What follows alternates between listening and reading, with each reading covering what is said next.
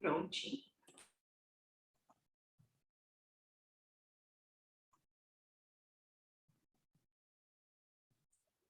Pode começar? Pode começar, então. Acho que já está todo mundo vendo, né? Pode começar, sim. Harmonização 118 em nossas tarefas, livro Fonte Viva.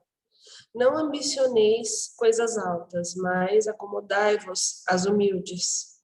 Paulo, Romanos, capítulo 12, versículo 16. Não ambicioneis coisas altas, mas acomodai-vos às humildes, recomenda o apóstolo, sensatamente. Muitos aprendizes do Evangelho almejam as grandes realizações de um dia para o outro. A coroa da santidade, o poder da cura, a glória do conhecimento superior, as edificações de grande alcance. Entretanto, aspirar só por si não basta a realização. Tudo nos círculos da natureza obedece ao espírito de sequência. A árvore vitoriosa na colheita passou pela condição do arbusto frágil. A catarata, que move poderosas turbinas, é um conjunto de fios d'água no nascedor. Imponente é o projeto para a construção de uma casa nobre.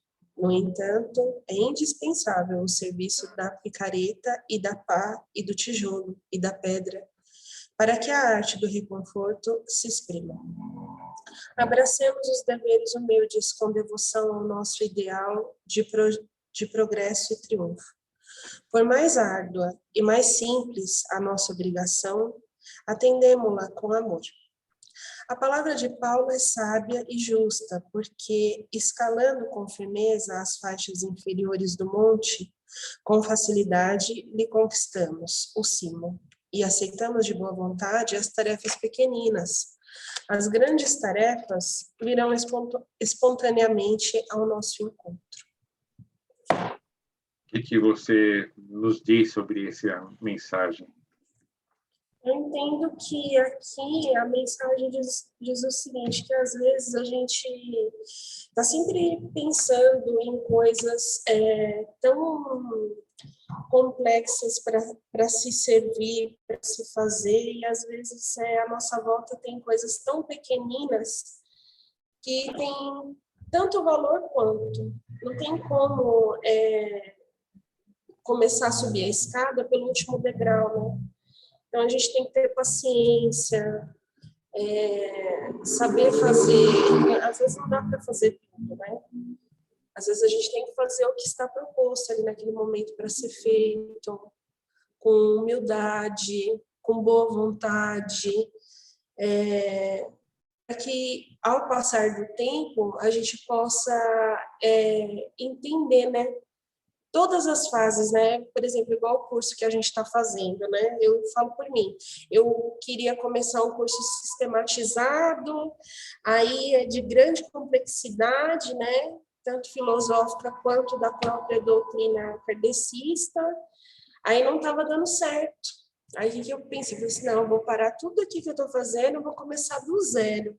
Vamos começar do zero, fazendo o beabá primeiro, retomando tudo, para que quando eu tiver sabedoria suficiente, eu possa encarar o curso sistematizado e poder ler as tomas com mais segurança. Então, é preciso saber reconhecer, né? Andar devagar e não pular nenhuma fase. Uhum. Beleza.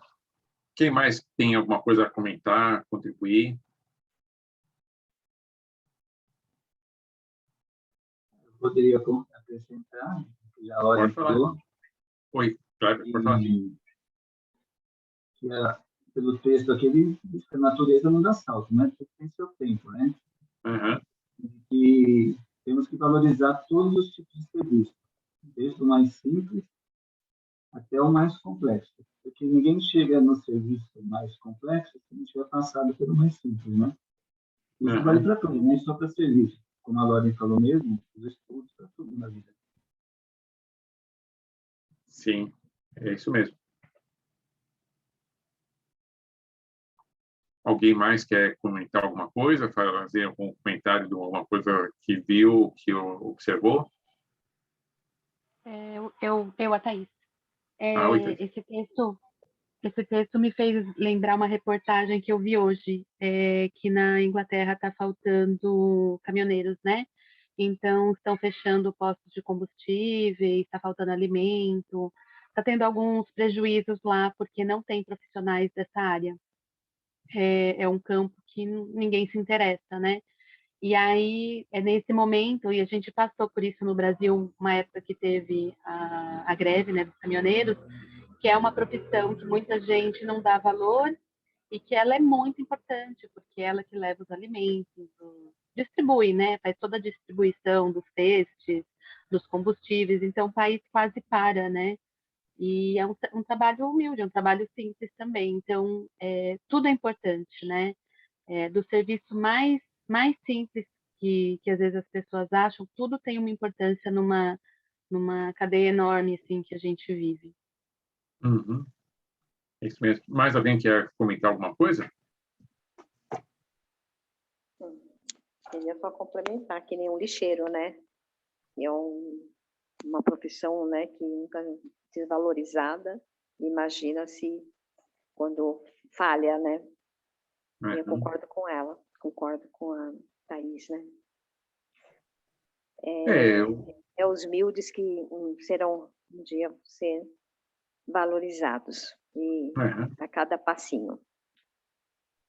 Sim, beleza. Só para encerrar, realmente aqui na Terra todo mundo tem o que fazer, ou condições de sobreviver, de ter condições físicas de se manter aqui, mas também em relação à parte espiritual também, que isso aí nos faz lembrar e pensar que na parte espiritual, principalmente, ele faz sempre comparação, o Emmanuel, com a natureza, mostrando que a natureza já nos mostra, quando nós aprendemos a olhar, observar, a natureza não dá salto. Então, se você não jogar primeiro uma sementinha, se não esperar adubar, depois esperar ela florescer, crescer, até dar os frutos. Então, tudo tem seu tempo.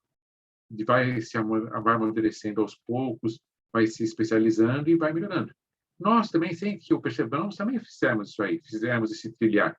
Nós começamos estudando, você não tem como chegar na faculdade estudando direto, entrar direto num curso superior, se você não passou por o beabá, por todos os aprendizados, lentamente você foi incorporando. E a vida espiritual, mais do que isso, é muito esse.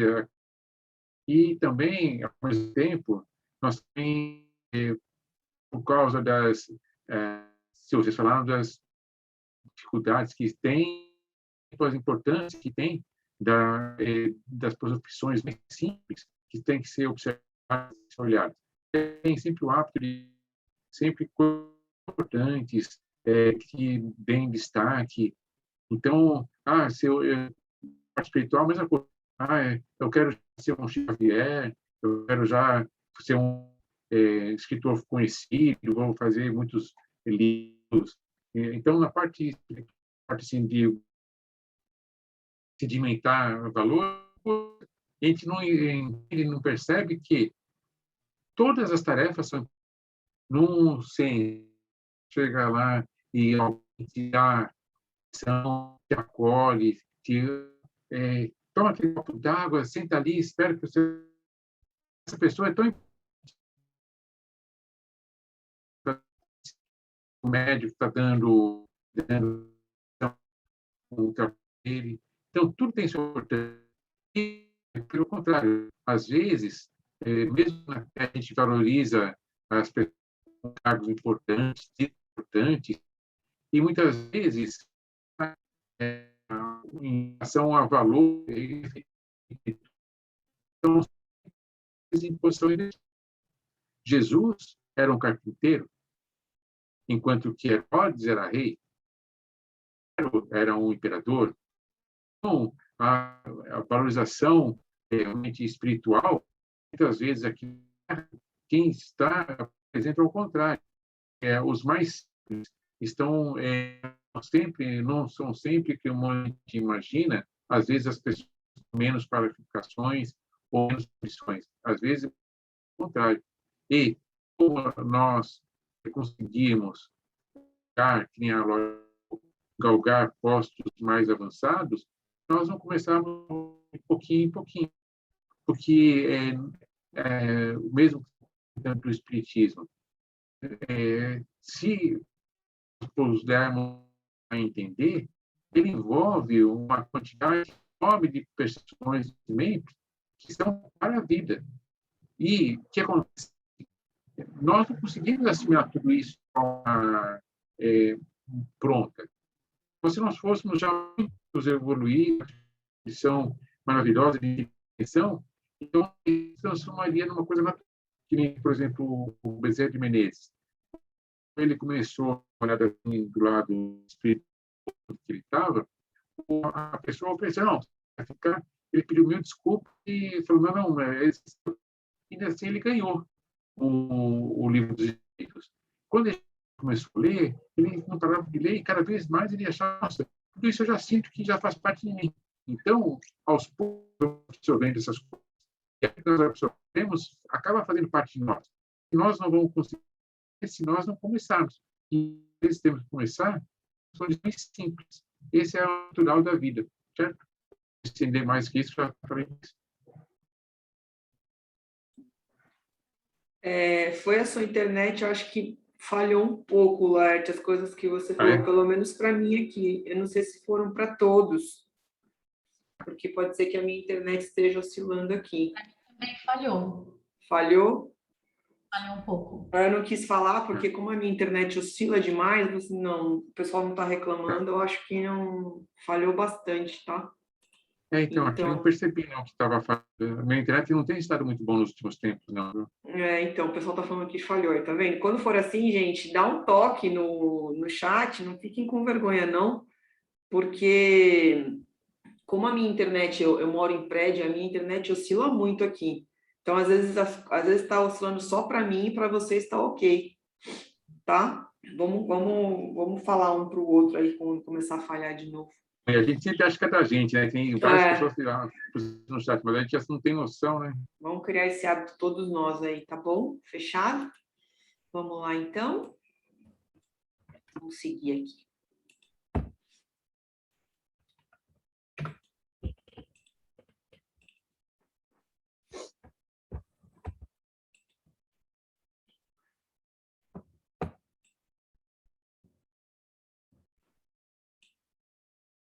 Então, para a gente poder dar continuidade à nossa aula, na noite de hoje, a gente vai começar com o nosso roteirinho, né? O que a gente vai falar no decorrer da noite, para que a gente possa aprender um tiquinho mais. Então, o que a gente vai trazer hoje aí?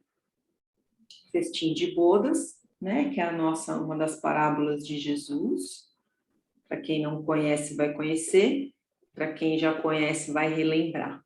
A gente vai falar um pouquinho do texto, né, do capítulo do Evangelho, do capítulo 7, que são os pobres de espírito, que são os bem-aventurados pobres de espírito. A gente trouxe também um pouquinho de exemplos de humildade de algumas pessoas, que já é do conhecimento de vocês, é mais para que a gente ratifique. Deu problema mesmo, porque tem muita gente que caiu e está voltando, você viu, Larte? Eu vi. E já estavam aí, a Sônia, a Marlene. E um pouquinho de teoria, tá? Para a gente poder seguir aí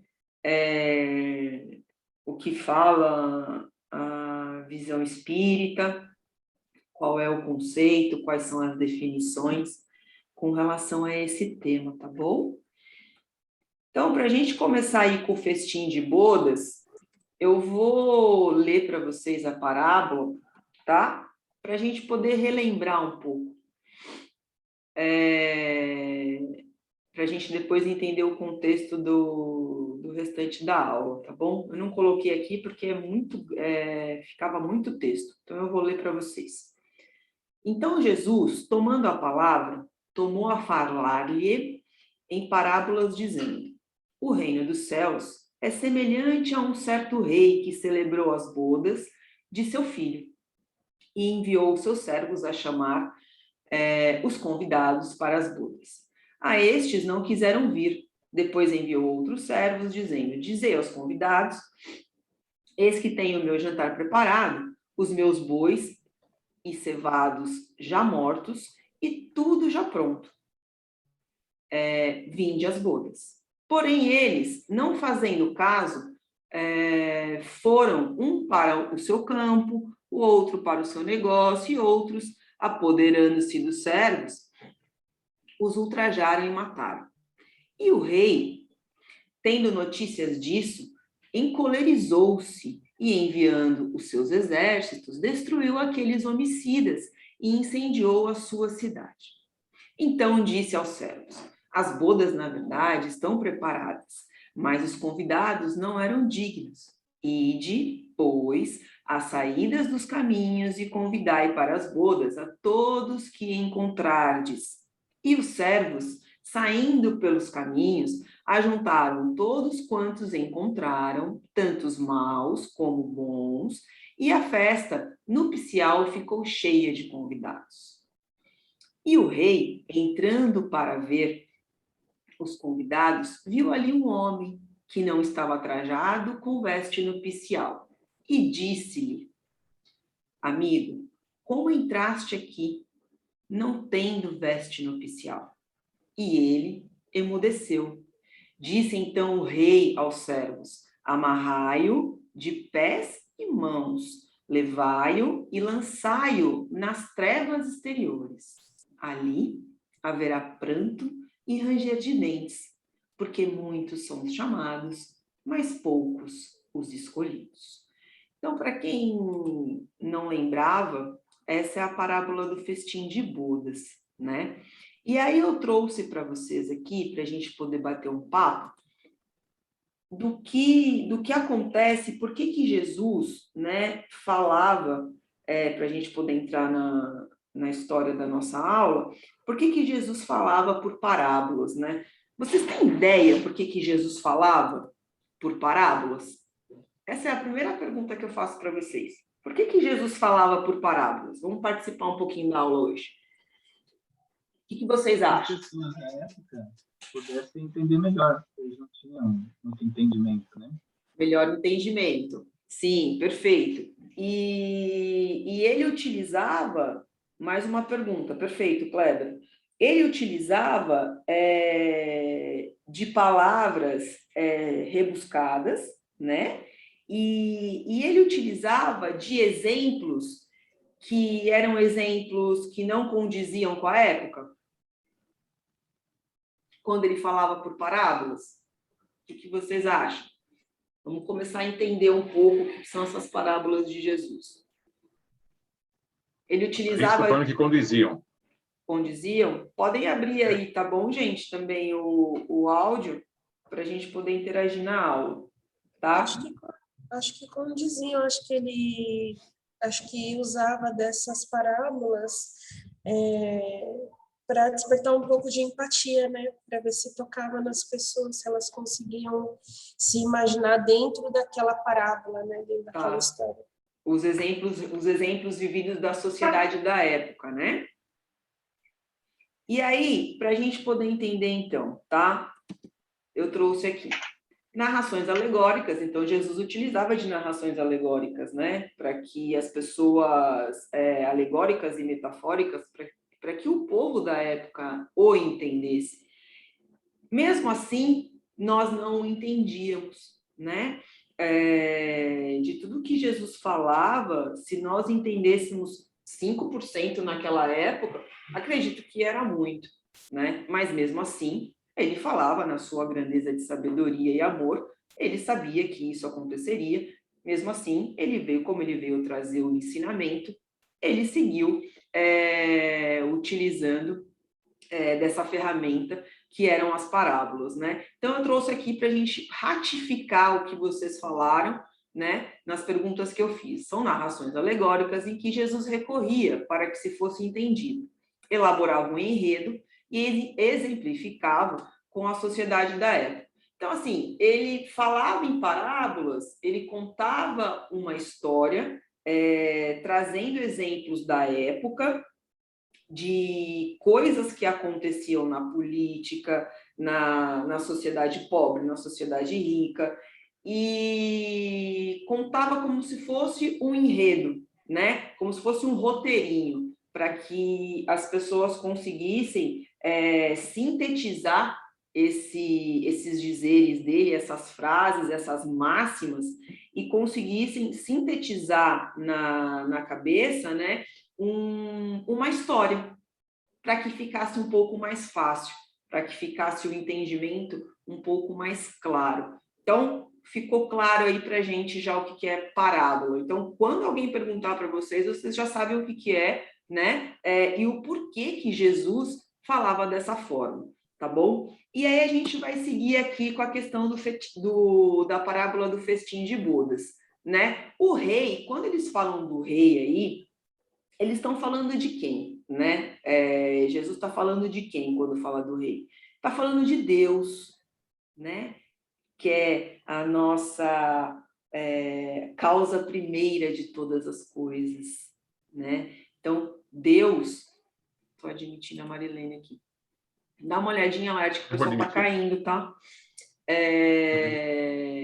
Quando na parábola cita, né, o rei, ele está falando, quem que é o rei aí dessa história?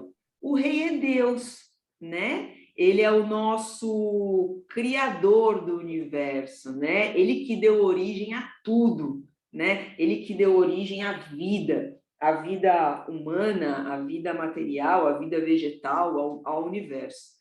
E aí, quando ele faz esse convite, né? Na época, ele fez esse convite aos hebreus, que foram um dos primeiros povos, né? E quando a gente fala aí festim de bodas, que eu trouxe para vocês, a gente está falando aí do reino dos céus, né? Que é para a gente poder conseguir, que é o que a gente precisa, né? Que é o que a gente almeja, todos nós. Nós galgamos esse desenvolvimento humano e espiritual para que a gente consiga sermos merecedores de atingirmos essa evolução, né? Isso que é o que significa o reino dos céus.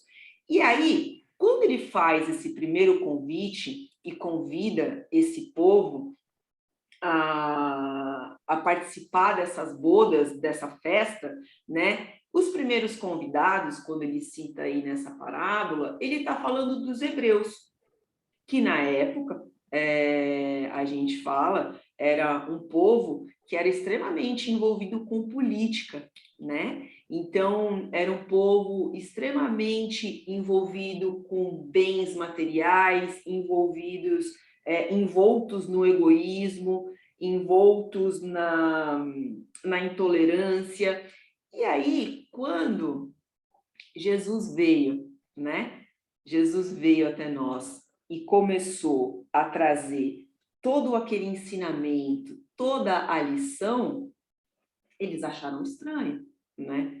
Automaticamente, eles já ficaram reativos e agressivos, né? E aí, Jesus os convidou. Então, Jesus os convida para que eles aprendam, para que aprendam a lei de amor, para que aprendam a lei da convivência, né? Para que aprendam a amar a Deus e a amar ao próximo. Então, Jesus os convida. Espera aí, está acontecendo isso e isso com vocês? Vem cá, eu estou trazendo para vocês a oportunidade de vocês se melhorarem como sociedade, né? E como que vocês fariam isso? Vocês viveriam a Deus, viveriam conforme as leis de Deus, né? E aí, quando eles observam que um homem extremamente humilde, né, que anda com os bichos, na época para eles andava com o populacho, né? E com toda aquela sua simplicidade, eles falam assim: imagina, esse Messias está ficando doido, né? Ele não sabe o que ele está falando.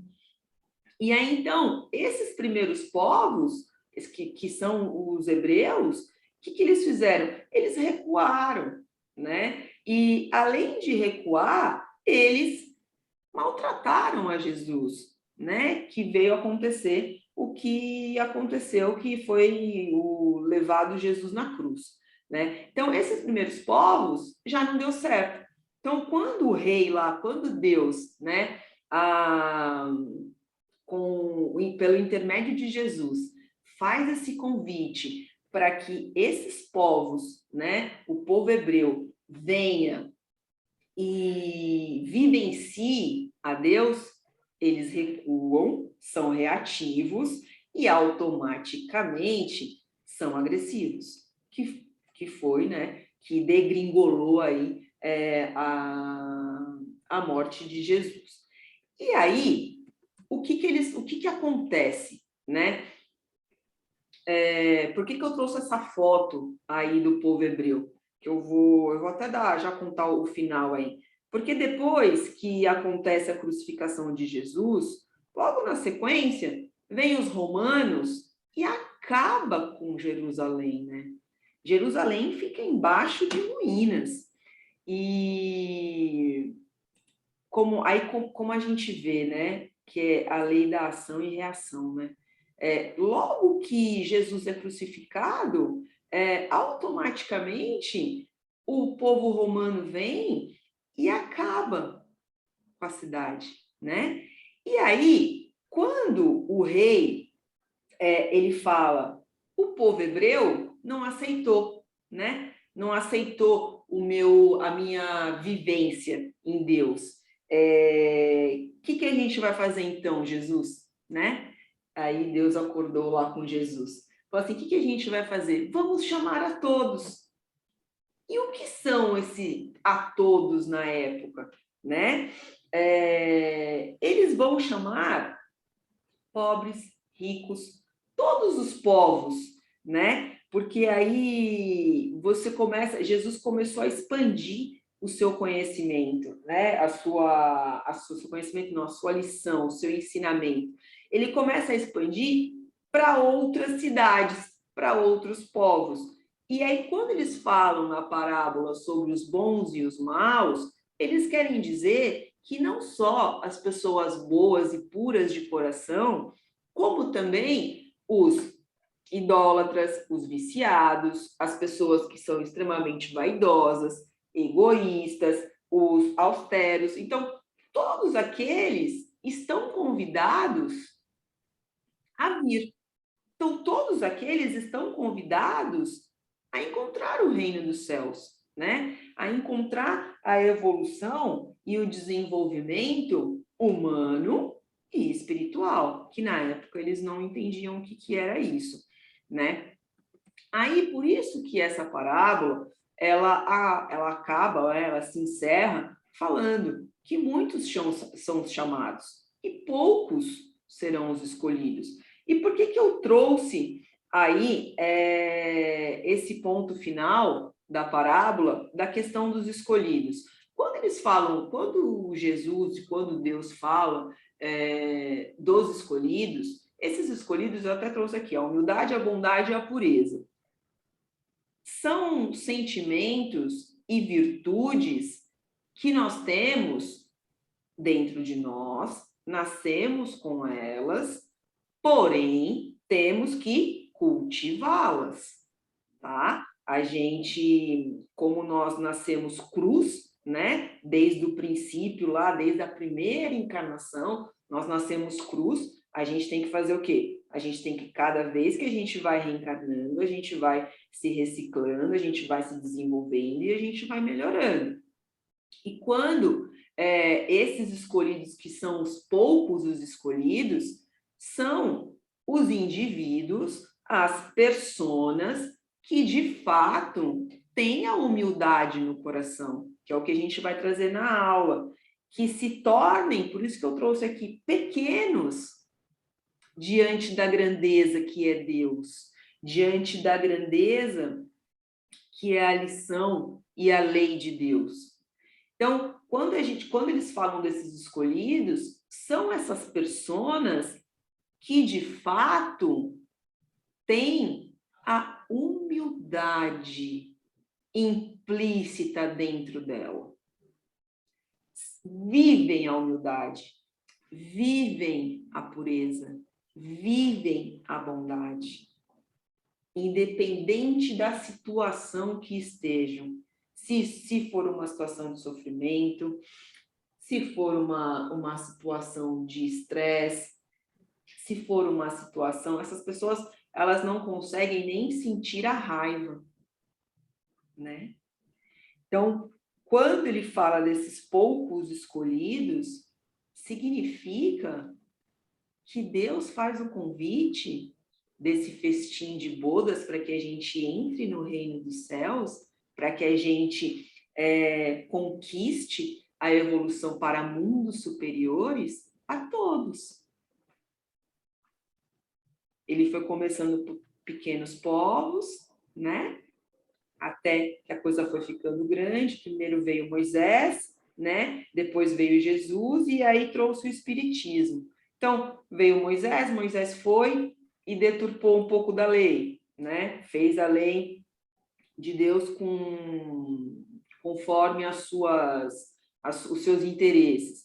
E aí veio Jesus mostrar que os homens, eles estavam extremamente perdidos na vaidade, perdidos na soberba, e aí veio Jesus, e logo na sequência veio, né, a terceira revelação, que foi o Espiritismo. E aí a gente volta para esse mundo onde Deus faz esse convite a todos. E aí, para que a gente entre, né? Para que a gente chegue nesse reino, que são os mundos superiores, que é um mundo melhor, nós precisamos nos modificar. Nós precisamos começar a entender que somos pequenos e que tudo bem diante da grandeza de Deus. E aí, a gente vai seguindo aqui. Que foi o que a gente, né, falou aí, já leu. Haverá muitos dos chamados, mas poucos os escolhidos. Quando a gente fala isso, eu sempre lembro, quando eu leio essa parábola, eu sempre me remete à questão da porta estreita e da porta larga, né? Que é a mesma coisa. Nós preferimos entrar pela porta estreita ou nós preferimos entrar pela porta larga? Se nós entrarmos pela porta larga, existe uma dívida a pagar. Se entrarmos pela porta estreita, nós conseguimos galgar um passo na nossa evolução. Então, quando a gente fala, quando Jesus fala que muitos são os chamados, é porque todos nós estamos convidados a receber Deus. A receber, quando a gente fala, é a viver Deus com a simplicidade que ele traz às leis, com a humildade, com a tolerância, com o amor, com a sabedoria, com o respeito. E todos esses sentimentos que eu acabei de citar, na sua amplitude, né? Nós sabemos que ainda nós somos pequenos diante de Deus e que automaticamente nós temos uma limitação de entendimento, porque nós não conseguimos muitos livros, né? Quando os espíritos vêm, os espíritos conversar nos livros, eles sempre falam isso. As flores, as cores, a natureza, a roupagem, os aparelhos que lá se encontram, né, que eles utilizam quando você está em um local, em uma colônia, onde é um pouco mais superior, né, não é tão superior, mas é um pouco mais superior que aqui, que o planeta Terra. Muitos deles falam que às vezes não tem palavras dentro do nosso vocabulário para que a gente consiga entender qual é a evolução desses aparelhos, quais são essas cores que eles veem, quais são essas flores, os lugares, porque são muito mais evoluídos e a grandeza é tamanha que a gente, na nossa pequenez, acredita que conheçamos todas as cores, todos os tipos de animais, todos os tipos de biomas que nós temos, com essa nova tecnologia, né, que nós estamos com a tecnologia gritante no nosso dia a dia, nós acreditamos, a humanidade acredita que nós estamos no ápice da nossa evolução, né, e que cada vez mais nós vamos evoluindo, e ao ponto das pessoas acreditarem que nós podemos fazer uma viagem a Marte e ficar por lá, né?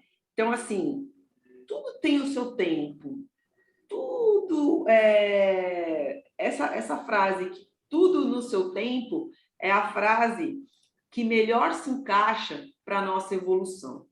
Então, quando Jesus fala de muitos são chamados e poucos os escolhidos, significa que nós precisamos olhar para nós e começarmos a avaliar que sim, somos pequenos, mas que podemos chegar lá.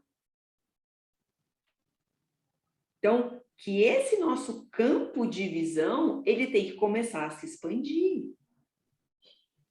E não nos permitirmos, nos limitarmos ao nosso egoísmo, em achar que somos detentores e conhecedores de tudo. E aí a gente segue aqui. No Consolador, ele faz uma pergunta, né, sobre essa questão de pobres de espírito. Ele fala o seguinte, ele fala das bem-aventuranças, né, que é o que a gente está conversando aqui. Como entender a bem-aventurança conferida por Jesus aos pobres de espírito? Então, o que Jesus quis dizer, primeiro, com essa bem-aventurança, né? Que são coisas felizes, pessoas felizes, situações felizes.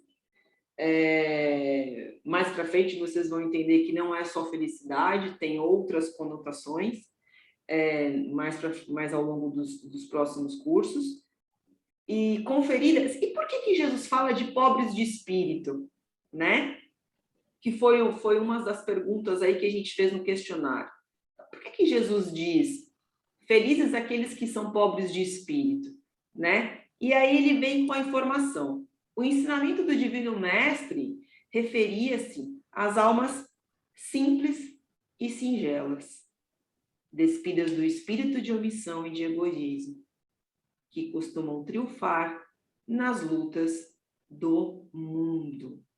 Então, vocês percebem que como à torta e à direito, a gente está sempre falando que o orgulho e o egoísmo, nas lições que a gente traz, eles são defeitos, né, que nós temos e que fazem com que a gente caia, que faz com que a gente entre em mais dívidas do que já temos? Vocês já pararam para pensar? E aí eu falo para vocês, não é apenas na nossa grandeza de situações, né? Em atitudes, em decisões que a gente precisa tomar, que vão modificar as nossas vidas, em situações que eu estou dizendo são do dia a dia. São situações que a gente vive e que a gente entra numa rotina, nós entramos num círculo vicioso que a gente acredita que aquela verdade é real. E aí a gente vai de encontro com o que o Consolador fala, né? Com o que o Emmanuel fala no Consolador. O ensinamento do Divino Mestre referia-se às almas simples e singelas. O quanto dessa simplicidade, dessa singeleza nós temos para que a gente consiga atingir esse reino dos céus, para que a gente consiga atingir essa evolução espiritual, né? Moral. O quanto que a gente tem disso? Porque o que era válido, por isso que foram poucos os escolhidos, o que era válido, e por isso que poucos entram pela porta estreita, o que é válido para Jesus, o que é válido para Deus, são os indivíduos que, de fato, vivem a prática, praticam a lei de Deus, exercem a lei de Deus na sua simplicidade, na sua humildade.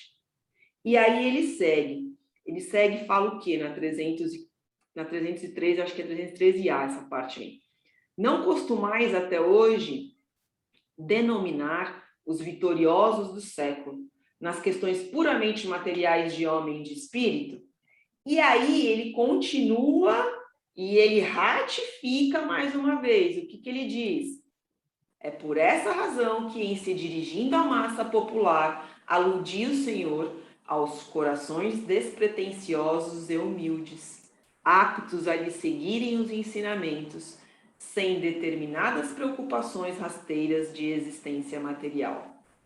O que ele está querendo dizer aí, né?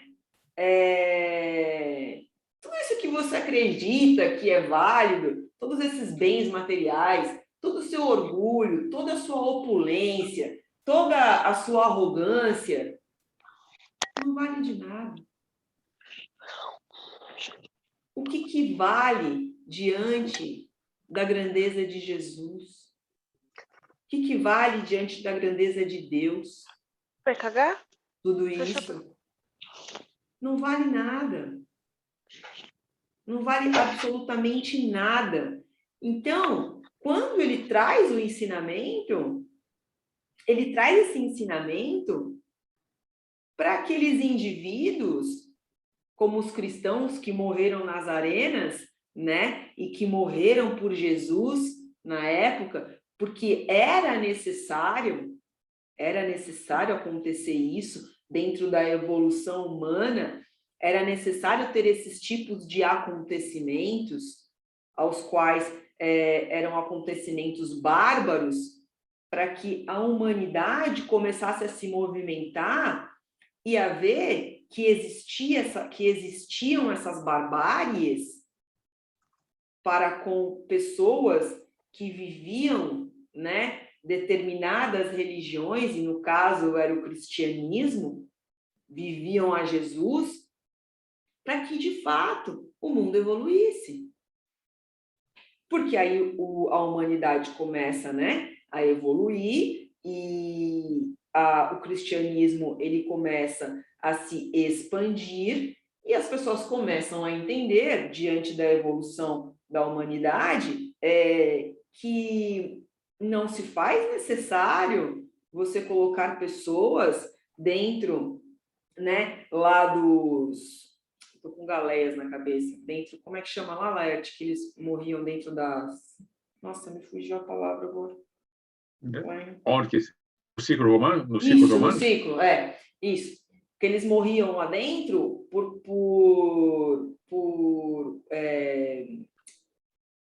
viverem Deus, por viverem as leis.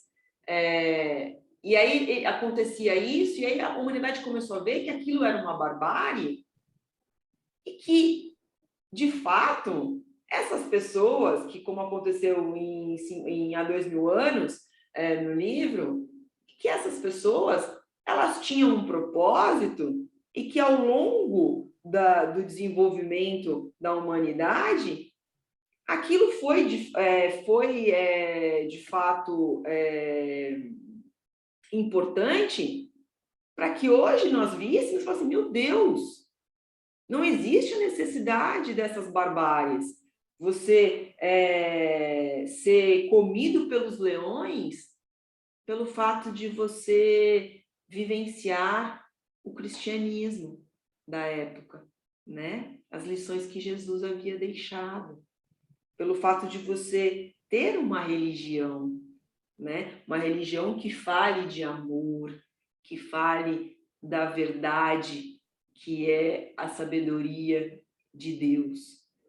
E aí, ele continua no Consolador, acho que a 300 vai estar na outra tela. No Evangelho, ele fala o seguinte: os homens de saber e de espírito, no entender do mundo, formam geralmente tão alto conceito de si próprios e da sua superioridade que consideram as coisas divinas como indignas de lhe merecer a atenção.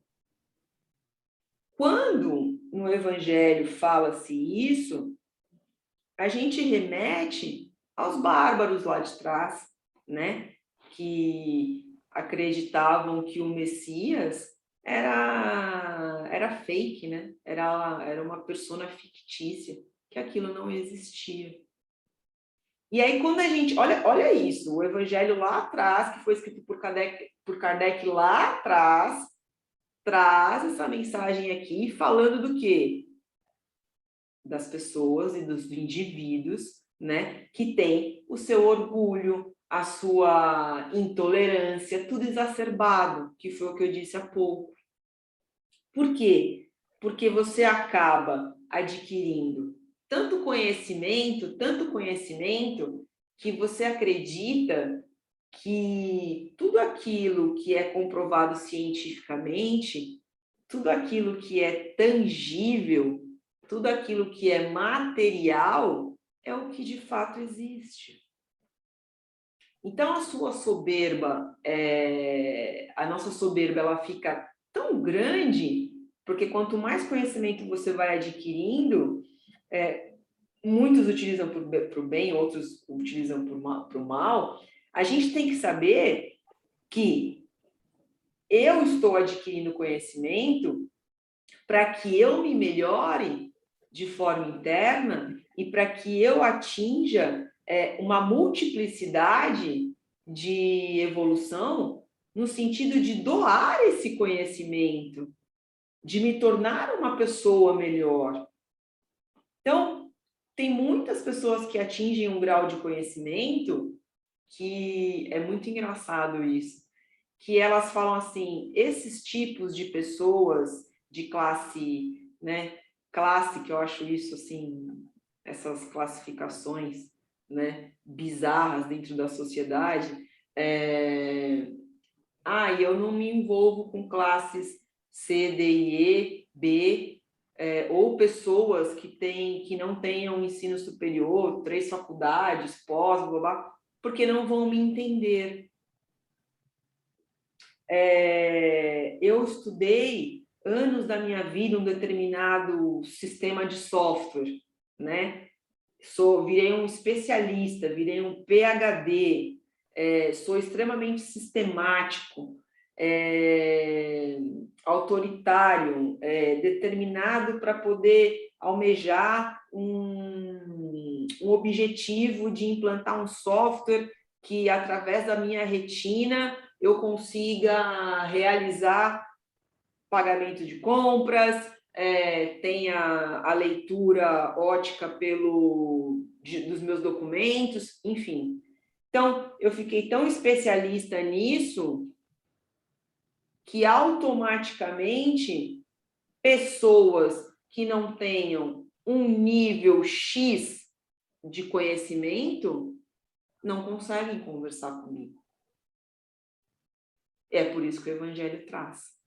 Os homens de saber e de espírito, no entender do mundo, formam geralmente tão alto conceito de si próprios que aí eles vão galgando, né? E as pessoas vão falando, não, você é bom, não, você é demais. e a vaidade ela vai se aflorando, ela vai expandindo, né? Vai fazendo que nem um balão, né? A gente vai se transformando que nem um balão, até que a gente vira um imenso, né? Um imenso balão. E aí vai falando, você é bom, você é bom, você é bom, e a vaidade vai, né?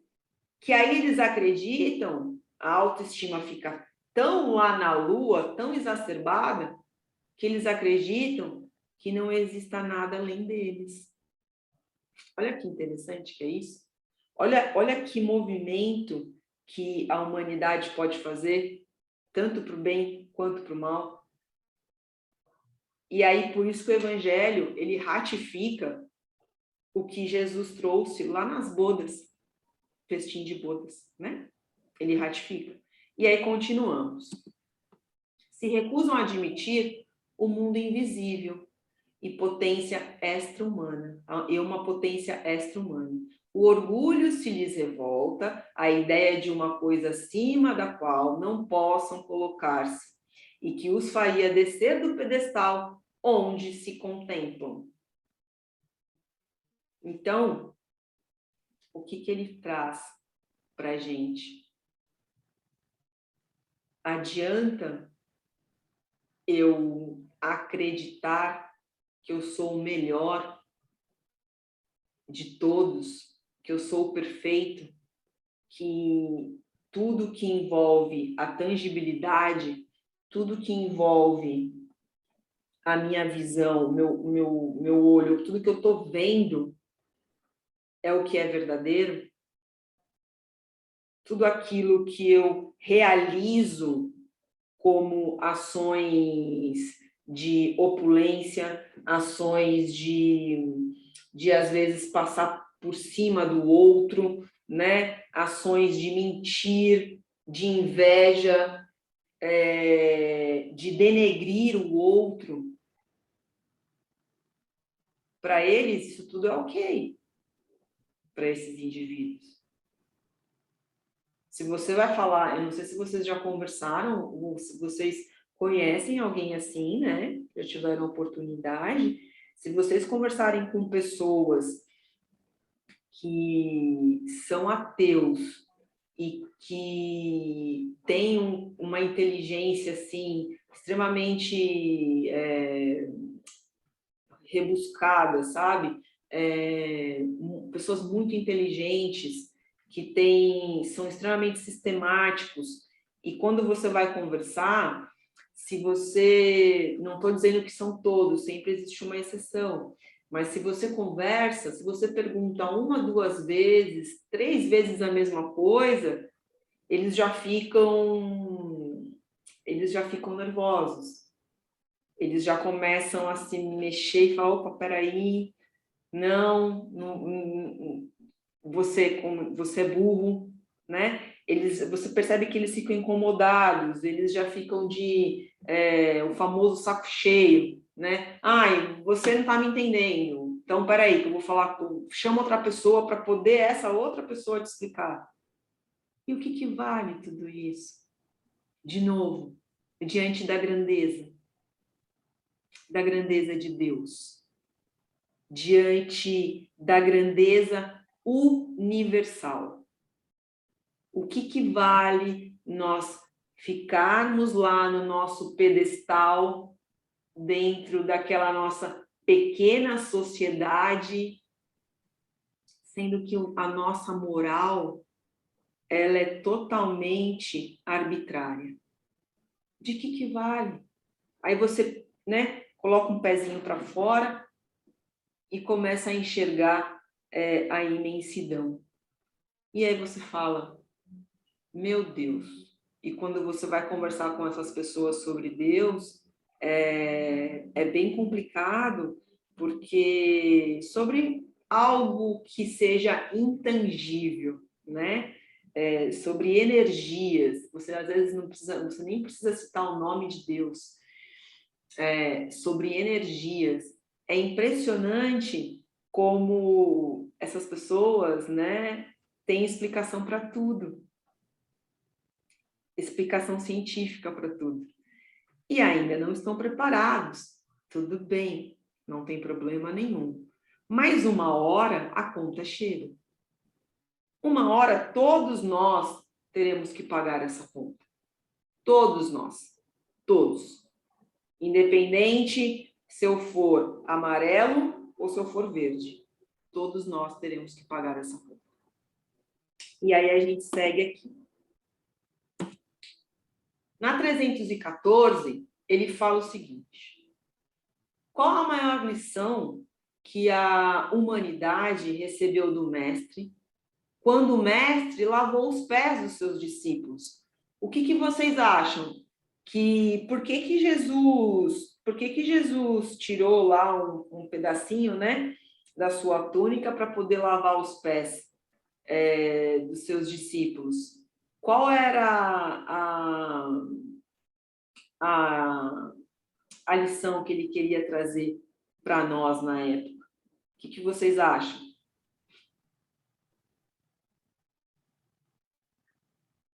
São de igualdade, a Laura está falando, humildade, a Maristela. Quem mais? Só tem a Maristela e a Lauren na aula? Eu ia falar isso também, e que ele não... Para mostrar que nada material importa, né? Sei lá, é o que eu acho. Beleza. Acho que o serviço, né? Acho que o mestre, ele só é um mestre quando ele serve aos outros, né? Então, o mestre deles, servindo eles, acho que passa essa mensagem de servir. Quem mais? Ótimo. Quem mais? O Alexandre também falou em humildade. O Kleber, humildade. A Marilene também, dever. A Regina, humildade. É isso aí, tá? Então, antes de você continuar conversando, a Laura tinha comentado também, um pouco antes que você comentou, ela disse que algumas pessoas têm essas características e dizem sempre que é a mesma coisa, que não conseguem ter fé, não conseguem ter consideração para orar, e alguns dizem que sentir-se ridículos quando estão nessa situação.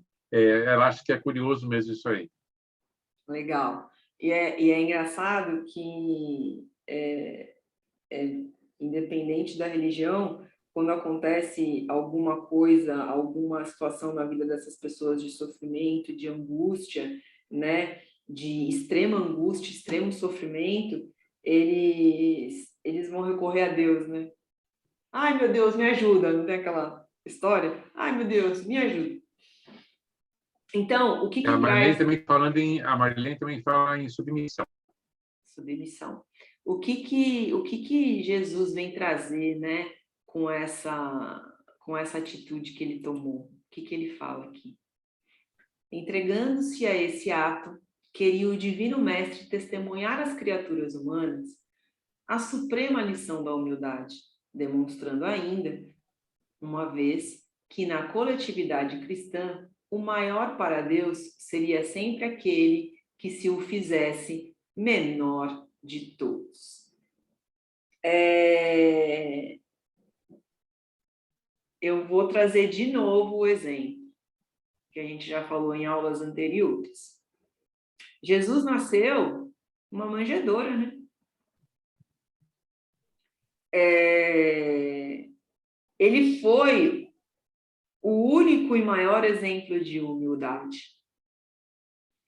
Quando ele pratica esse ato, ele se debruça aos pés dos discípulos, porque ele se flexiona aos pés dos discípulos, porque ele entende que aquilo para ele é natural e é um ato de amor. É um ato de respeito, de empatia com o outro. Jesus, quando traz, né, essa atitude, para ele não existe ali o superior, que é o que está sentado, e ele que está flexionado, né, ele que está ajoelhado. Ele é pequeno no sentido de sentimentos, no sentido de moral. Não. Ele traz ali a simplicidade do ato e a grandeza do amor. A grandeza do respeito ao outro. Porque ele poderia muito bem não fazê-lo, né? Jesus não precisava fazer isso. E ele, com toda a sua grandeza, ele se flexiona para demonstrar esse ato de amor, esse ato de simplicidade. Então, quando a gente fala que nós temos que nos flexionar às leis de Deus e que nós precisamos nos sentir como crianças, pequeninos, né, petizes, significa que nós precisamos ter esse entendimento de quem nós somos e entendermos que a grandeza divina, ela ainda não é compreendida por nós. E que tudo isso que acontece no nosso universo, no nosso ecossistema, faz com que a gente se desenvolva. E aí ele continua. Olha aí ele, São Francisco, né? Que adorava os animais, né? Vivia cercado de animais. Eu trouxe o exemplo dele aqui. O que ele traz para a gente? O que ele fala? Francisco de Assis praticou em todos os momentos o evangelho do Mestre, dando de comer aos famintos, saciando os que tinham sede, hospedando os forasteiros, vestindo os nus, visitando os doentes e presos.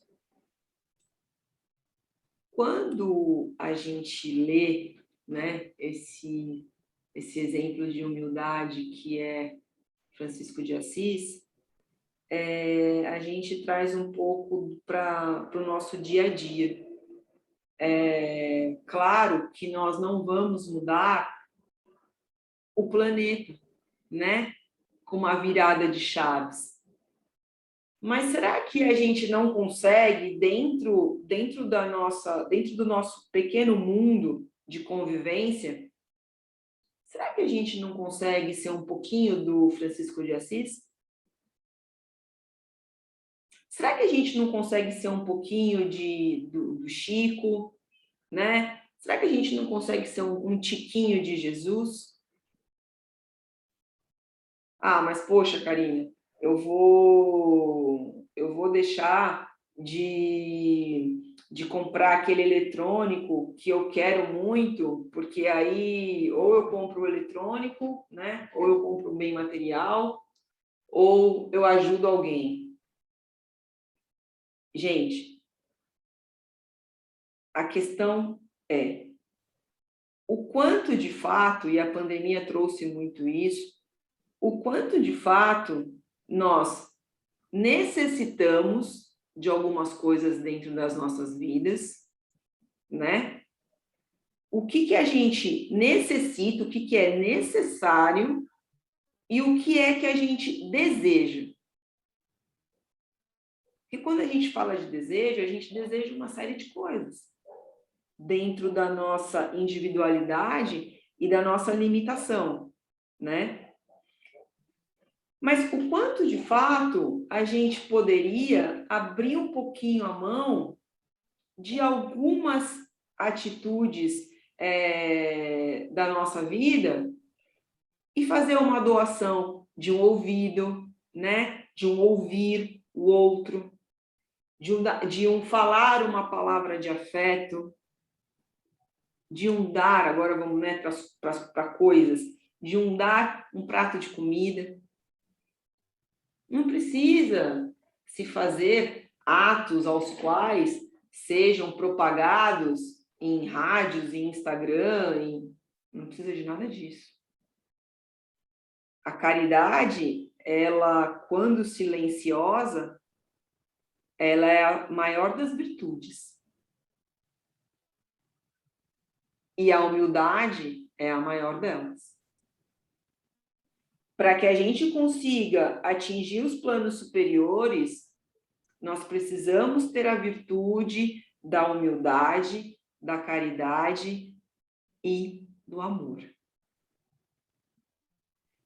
E não adianta apenas sentirmos, temos que vivenciar.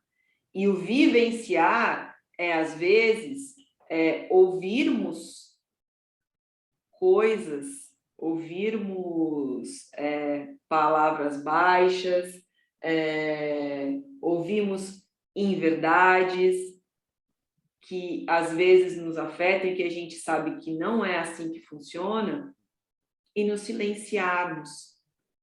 Mas quando a gente se silencia, não apenas ficarmos em silêncio e com raiva, emanando mágoa para essa pessoa, emanando raiva, emanando ódio.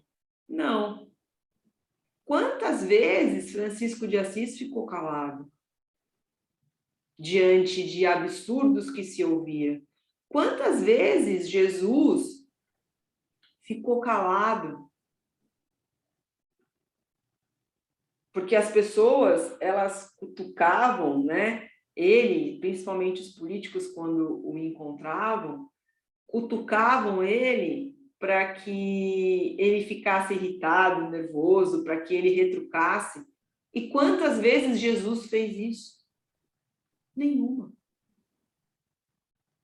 Mesmo sabendo que tudo aquilo que estava sendo dito era uma ignorância, né? Do indivíduo, uma ignorância de sentimento e de sensações.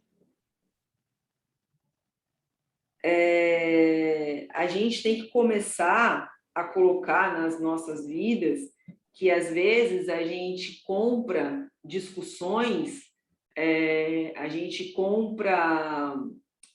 levanta bandeiras que elas conseguem nos desenvolver como seres humanos. Desenvolver, que eu falo, na nossa moral, tá? Não só no conhecimento, na nossa moral. E aí vem exemplos na história, como Francisco de Assis. E aí ele segue.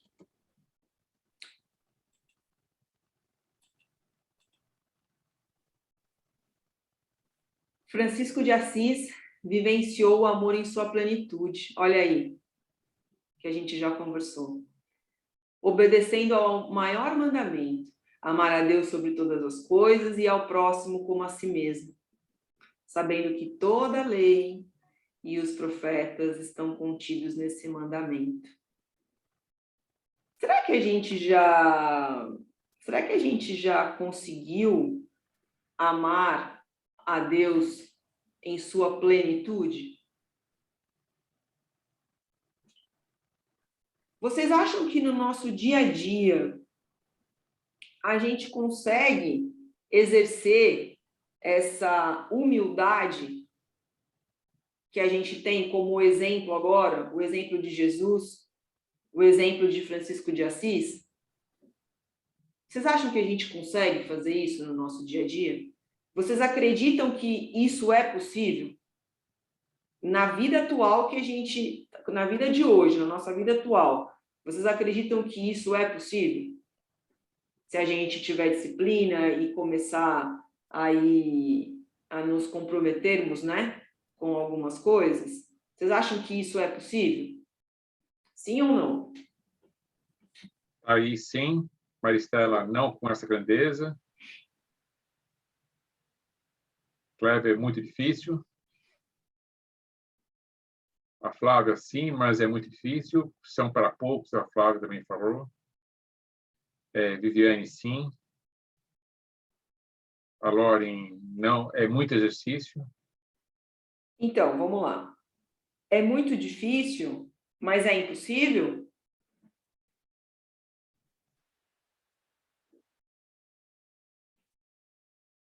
Maristela não.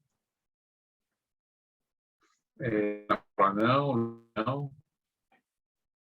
Flávia, não é impossível. Viviane, não. Se não é impossível... Thaís, é possível, mas deve haver muita dedicação. Certo. Mais uma pergunta. Se é possível, por que que nós, tá? Nós, estou falando nós, quando eu falo nós, é a humanidade. Por que que nós nos apoiamos nessa muleta do que é muito difícil? Por que que a gente faz isso? Por que que vocês acham que a gente condiciona automaticamente a nossa decisão, a nossa linha de raciocínio, de falar assim, nossa, para chegar até Jesus é muito difícil. Sim, é difícil, mas é impossível? Não. E por que que a gente já de bate pronto, a gente já fala, é muito difícil, não vai dar? Então, são esses exercícios do dia a dia que a gente precisa fazer no sentido de, peraí, eu tenho um exemplo de Jesus, eu tenho outros exemplos de humildade aí, né, que eu vou trazer agora nas próximas páginas. Esses espíritos conseguiram? Conseguiram. São espíritos milenares? São espíritos milenares. Milenares como nós? Milenares como nós. Vivenciaram uma série de experiências extremas? Sim, uma série de experiências extremas.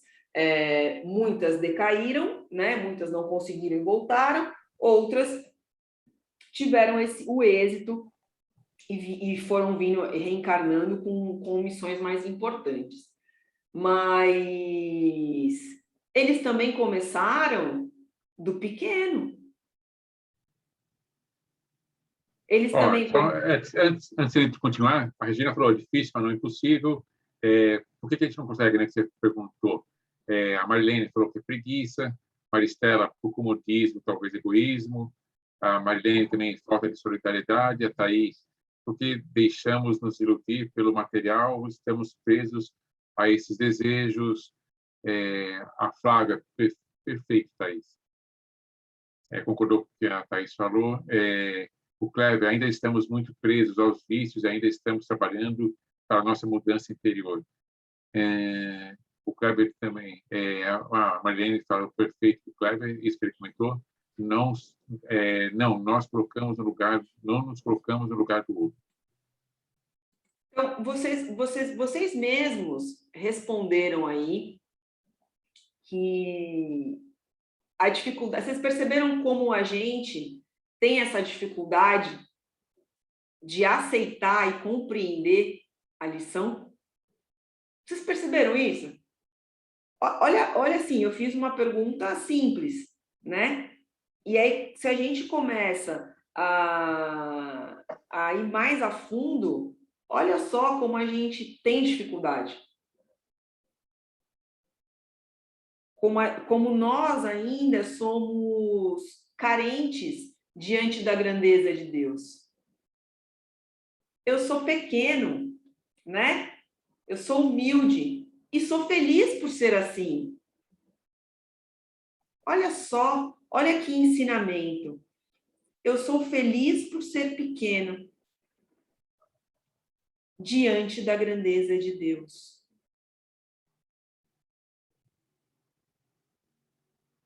E aí, com essas pequenas questões que a gente fez agora, que a gente trocou aqui uma figurinha, olha a nossa dificuldade. De bate-pronto, a gente já fica... Nós já somos reativos. Vocês perceberam? Que é para a gente brincar mesmo. Estou fazendo essas perguntas para vocês, que é para a gente brincar e para a gente poder entender o conceito da humildade, que é o que traz a lição de hoje. Que é uma virtude, se não é a principal, é uma das principais para que a gente consiga galgar um êxito na nossa evolução espiritual e moral. Então, Jesus, ele deixou o caminho. E aí a gente continua aqui. Mais um exemplo. Aí, olha esse exemplo de humildade, né? Quantas visitas esse homem recebeu lá na casa dele, em Uberlândia? É Uberlândia, Uberaba? Não, é... Não, é Uberlândia mesmo. Eu tô assim, vocês me perdoem que hoje eu tô com a Primeiro de cabeça Pedro lá no trabalho. Leopoldo, começou em Pedro Leopoldo, depois foi para Uberaba. Quantas histórias que a gente não sabe do Chico? Quantas histórias ele com o Emmanuel, que teve uma vez que ele ficou muito... Ele já estava meio doentinho, vocês devem saber dessa história, mas enfim, ele estava meio doentinho, e aí ele atendia muita gente, né, lá na casa. Atendia muitas pessoas, né, milhares de pessoas ao longo do dia, começava cedo, terminava à tarde. E aí ele acordou, né, e aí falou pro Emmanuel assim, poxa, eu não tô bem, né, já tô doente. Eu não sei se ele estava começando uma crise de pneumonia, alguma coisa assim. E ele estava com problema já de catarata, já não estava enxergando no olho. Aí ele falou para o Emmanuel assim, hoje eu vou entrar mais tarde, eu acho que hoje eu vou atender as pessoas mais tarde. E aí o Emmanuel, porque o Emmanuel era direto e reto com ele, né? Aí o Emmanuel falou para ele assim, ah, tá. E você tem o outro olho para quê?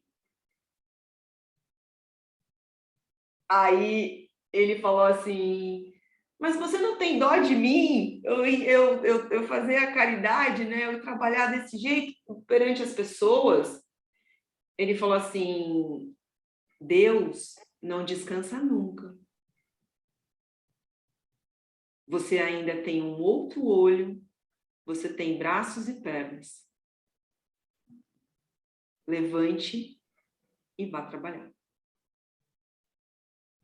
Então, muitas outras situações em que Chico ouviu barbáries, né? As pessoas iam até a casa dele para falar barbáries a ele, e ele, na sua simplicidade, o que ele fazia? Ele acolhia essas pessoas, que é um exemplo de humildade. Ele acolhia, porque ele entendia que aquela persona, aquele indivíduo, ainda não estava capacitado para poder entender algumas coisas, né? Para poder entender algumas regras que regem o universo. Quantas vezes o Chico sofreu preconceito e ficou calado, né? Olha a nossa queridíssima Madre Teresa. Tem uma história dela que eu acho que até contei para vocês já, que foi um senhor ajudar. Ela estava numa casa, não sei se era numa casa, num hospital, onde tinham crianças, enfim, num local de assistência, né? Não me recordo agora se era hospital ou se era um lar de crianças ou de adultos, enfim. E aí, ele foi lá e viu que ela estava dormindo numa cadeira. Aí ele foi um dia, dormindo numa cadeira. Aí foi no segundo dia, dormindo numa cadeira. Aí falou assim, Maria Teresa, eu vou dar para a senhora uma cama. Aí ela falou assim, meu filho, não precisa de cama. Essa cadeira aqui é extremamente confortável. Fica tranquilo, não se preocupa com isso. Se você quiser ajudar, vem até nós. Auxilie aqui no serviço social, auxilie aqui no trabalho de assistência, blá, blá. Aí o senhor ficou com aquilo na cabeça, né? Falou assim, nossa, ela ajuda tanta gente, por que não, né? E ela falava, a cadeira é confortável. Pois ele foi e trouxe lá a caminha, nada, né? Trouxe um colchão, uma cama, tá. Ela agradeceu imensamente, ficou extremamente grata, ficou até envergonhada. E aí Passou um tempo, passou uns dias, ele foi lá de novo e viu ela dormindo na cadeira de novo. E falou assim, madre, por que a senhora não está usando a cama que eu dei para a senhora? Aí ela falou assim, filho, eu fiquei imensamente grata com a sua atitude, com a sua intenção, mas como eu havia lhe dito anteriormente, a cadeira para mim me basta. E tinham muitas outras pessoas aqui em condições ruins que estavam precisando desse colchão. E aí eu doei o colchão para assistência aqui de um indivíduo que no momento estava precisando. Olha o exemplo. A gente pode, nós somos capazes também de sermos assim. Nós somos, todos nós somos. Como lá na parábola do festim de bodas, Deus não convidou a todos para atingir o reino dos céus? Todos nós somos capazes. E aí, mais um exemplo, nosso querido Kant, né? Que fala coisas lindas, que deixou coisas lindas, enfim. Tá? Então, eu trouxe aqui alguns exemplos de humildade, que já é de conhecimento de todos vocês, para que a gente falasse um pouquinho dessas pessoas. E eu quero saber se vocês têm... Eu acho que eu nem abri para perguntas hoje. Vocês têm perguntas? A Lauren tinha levantado a mão, não sei se alguém quer falar alguma coisa ainda, mas no bate-papo não tem nada. Pode falar. Eu levantei a mão porque eu vi a Karina falando do Chico, né? A minha família materna é toda de Minas, é lá de Uberaba. Uhum. Então, eu sempre visitei a casa Uberaba, isso, Uberaba. Eu falei errado, não é Uberlândia, é Uberaba. E isso. aí? Antes da minha família vir para São Paulo, né? Algumas vezes a minha avó, por motivos de doença na família, ela foi até o centro do Chico, né? Uhum. Pedir oração com o próprio Chico e tal, e algumas vezes, né, como eles passavam fome e tudo, o Chico fazia muitas doações, né, para as mulheres grávidas, para quem precisava de comida, e a minha avó fala que ela ficava muito pasma, né, assim, assustada, porque muitas vezes as pessoas que iam lá pegar doações, né, quando acabava de pegar a sacola, né, depois o abacateiro na rua do lado, abriam, viam o que era e começavam a xingar, jogar fora, falar, essa porcaria aqui que tá doando e tudo, e as coisas estavam na rua, né? E muitas outras pessoas que precisavam acabavam passando e pegando, né? Então, assim, realmente não é um trabalho muito árduo, assim, difícil. Não, difícil, mas não é impossível. Né? Não é impossível. Quem mais? Thaís também está dizendo que o Divaldo também é um grande exemplo de generosidade e humildade. Nem trouxe ele, porque ele está vivo, né, na gente aqui toda hora, na televisão, nas redes sociais. Eu acho tão bonitinho, ele está no Instagram agora. Ai, tão bonitinho. E ele é da nossa, né, do nosso convívio, da literatura, dos livros e tudo. Eu não trouxe, porque senão ia ficar muito extenso, porque são vários os exemplos. Mas o Divaldo é um deles. Também, Thaís, é isso aí. Quem mais quer falar alguma coisa? Posso seguir aqui? Porque a gente precisa se questionar, sabe? Se a gente busca... Será que a gente busca a humildade correta? Será que a gente busca a humildade de forma correta? Porque se a gente utilizasse a nossa inteligência, né, de forma correta, que é uma junção aí, né? A gente tem que utilizar a inteligência para que a gente consiga nos desenvolvermos. A gente precisa utilizar ela de forma racional, né? E com fé. E a gente precisa ter esse equilíbrio. E aí, quando a gente fala disso, eu me pergunto, será que eu sei, de fato, a compreensão da humildade? Será que eu consigo entender se no meu dia a dia eu consigo buscar a humildade correta?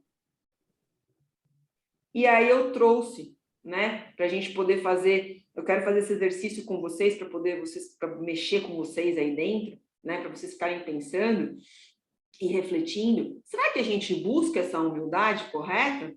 Que é essa humildade que todos esses exemplos que vocês falaram e que eu trouxe na aula.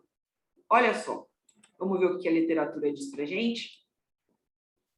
No Pensamento e Vida, no capítulo 24, é dito o seguinte: a carência de humildade, no fundo, é reconhecimento de nossa pequenez diante do universo. Quantas vezes a gente já não falou isso? Surgem na alma humana doentios sentimentos, quais sejam o orgulho e a cobiça, o egoísmo e a vaidade, que se responsabilizam pela discórdia e pela delinquência em todas as direções. Vocês perceberam como nós somos mais propensos a termos sentimentos negativos do que positivos? E por isso que Jesus sempre fala, orai e vigiai. Porque automaticamente nós podemos ter ao longo das nossas vidas, e isso é orgânico, tá?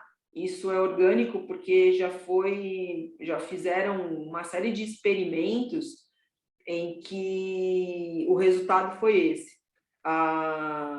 Com várias pessoas, em vários anos, em várias situações.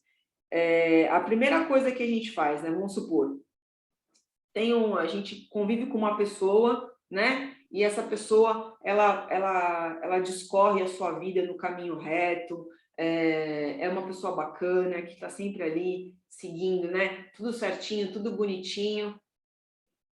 E aí acontece uma determinada situação que essa pessoa, ou ela tem um dia de fúria, né? Ou ela desampara alguém, ela age para o negativo, né? Ela toma uma atitude extremamente negativa. Aí passa-se o tempo e ela volta, né?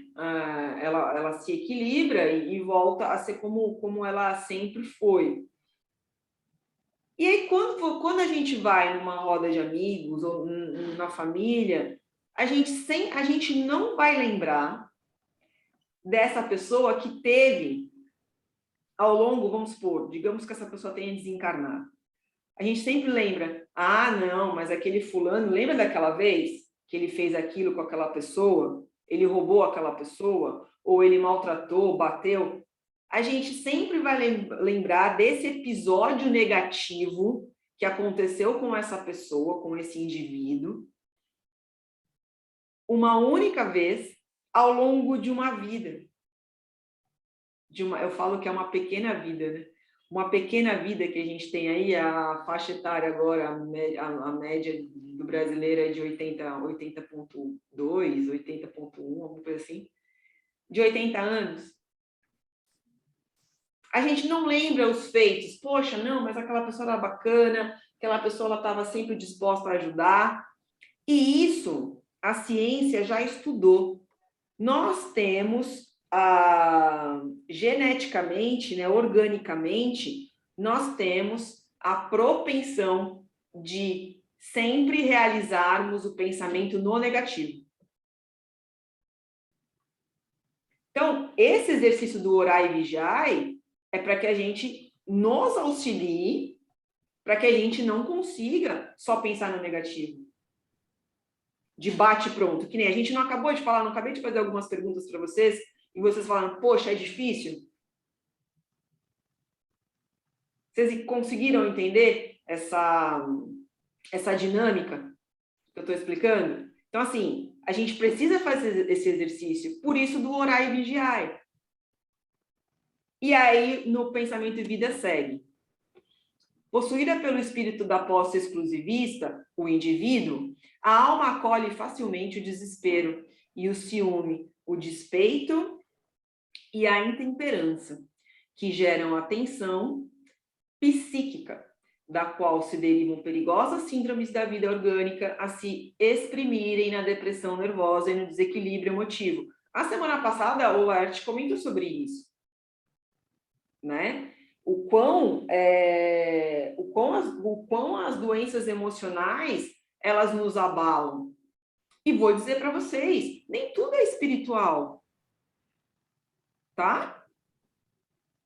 Algumas coisas trazem uma conotação espiritual, sim, outras não. É orgânica, é genética.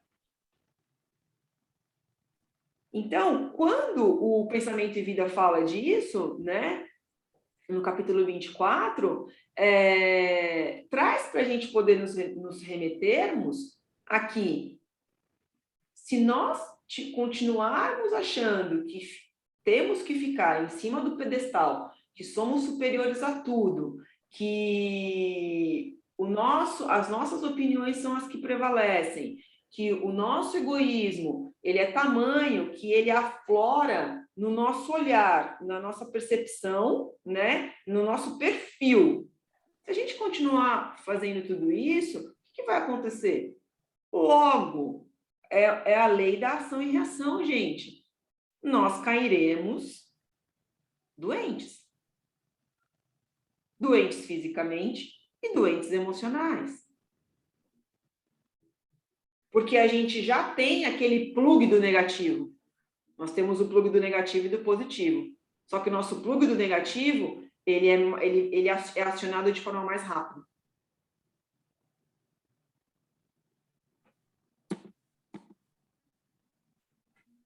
Na ulceração e na disfunção celular, que é o que ele traz aqui, para não nos referirmos aos deploráveis sucessos da experiência cotidiana, em que a ausência da humildade comanda e incentiva a loucura nos mais dolorosos conflitos passionais. Podemos enlouquecer, sim.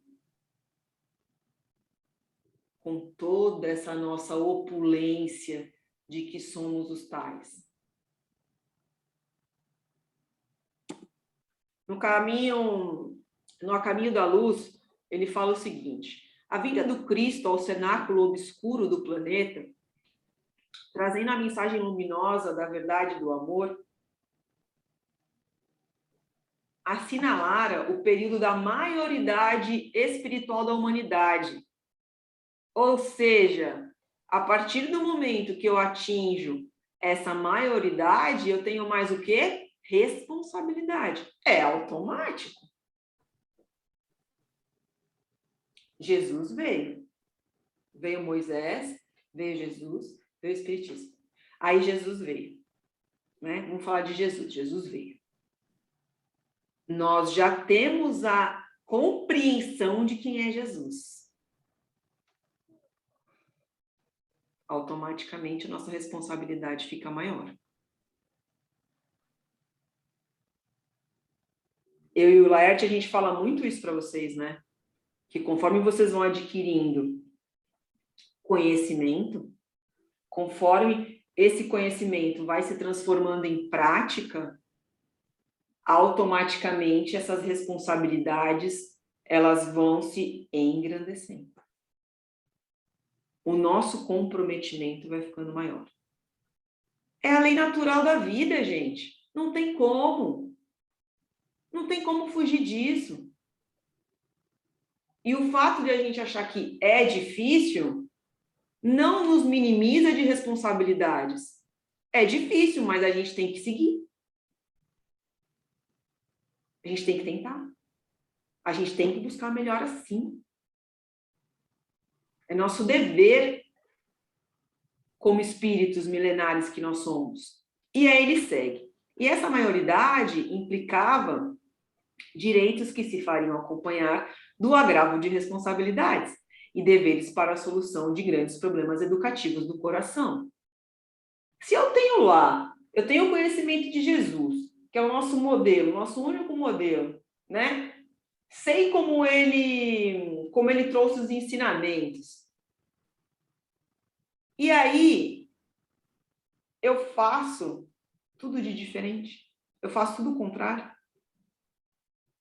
Automaticamente, eu vou ficando com os meus órgãos machucados, né? Debilitados. Com a minha consciência, da mesma forma. O meu perispírito, do mesmo jeito. Ele vai ficando com as amarras. O nosso perispírito, ele vai ficando com todas essas amarras de situações negativas que nós sentimos e que nós vivemos, e vai ficando com as amarras do egoísmo, dos vícios, da angústia, da intolerância. Vai ficando com tudo isso. E só comentando nessa parte da maioridade e agravo, né, de responsabilidades. Então, aquele exemplo, por exemplo, que a Lauren comentou das pessoas que iam até o Chico e depois desdiziam ou até repudiavam o que tinha recebido. Então, você viu, uma pessoa dessa condição, o que está acontecendo? O Chico fez a parte dele. Ele fez aquilo que podia fazer, contribuindo com aquilo que podia contribuir. Agora, o problema da sequência daquilo que a outra pessoa fez, daquilo que recebeu, é problema dela. Então, é aí que está entre as leis divinas, que para cada um segundo suas obras, de uma forma justa e perfeita para todo mundo. Exatamente. É isso. Ao homem físico rasgavam-se os mais amplos horizontes nos domínios do progresso material. Os evangelhos vinham trazer ao homem espiritual um roteiro de novas atitudes, né? Jesus já veio lá, depois veio o Kardec, veio o Espiritismo, educando-o convenientemente para suas arrojadas conquistas de ciência e de liberdade, com vistas do porvir. Essas vistas do porvir significam um mundo melhor. E para que eu almeje, para que eu consiga atingir esse mundo melhor, eu preciso ser melhor. Eu preciso vivenciar o Evangelho. Eu preciso sentir o Evangelho, né? E é isso. Quais são as dúvidas aí? Essa aula hoje foi para mexer com vocês ali, ó. A Marlene comentou: já sinto isso na pele, tenho me policiado para não ferir ninguém com palavras ríspidas. Quem mais? Ninguém mais? Então, eu encerro aqui com uma frase que é no Pensamento e Vida, uma passagem, refletindo-a do céu para a terra, em penhor de redenção e beleza, o Cristo de Deus nasceu na palha da manjedoura e despediu-se dos homens pelos braços da cruz. Uma boa noite a todos vocês. Muito obrigada pela presença de todos. E eu espero que eu tenha deixado aí um pouquinho de aprendizado. Eu e o Laerte ficamos muito felizes que vocês estejam conosco em mais uma aula. Tá bom? Muito obrigada. É isso. Deixa eu Você vai parar a gravação? aqui. Vou. Deixa eu interromper e parar.